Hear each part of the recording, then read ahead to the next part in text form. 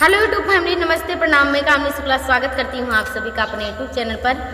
तो आज हम आप लोगों को नाच गीत सुनाएंगे। कैसा लगे अपनी राय कमेंट बॉक्स में जरूर बताना।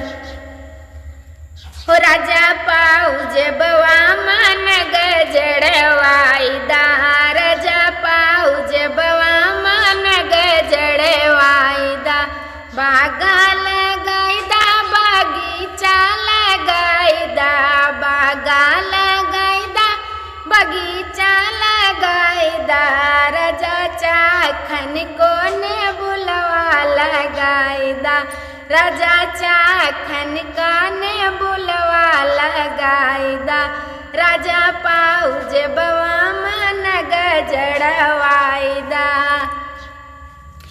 कोना खोदाईदा, कोना खोदाईदा, जगतिया खोदाईदा, कोना खोदाईदा, जगतिया खोदाईदा, राजा भरने को घायलवा मंगाईदा, राजा भरने को घायलवा धराईदा, राजा पाउज बवा मन गजड़वाईदा, उसे जा लगाईदा, सजरिया लगाईदा, से जा लगाईदा, सजरिया लगाईदा, राजा सूतन का सेजरिया सजाईदा, राजा सूतन का सेजरिया सजाईदा, राजा पाउज बवा मन गजड़वाईदा, राजा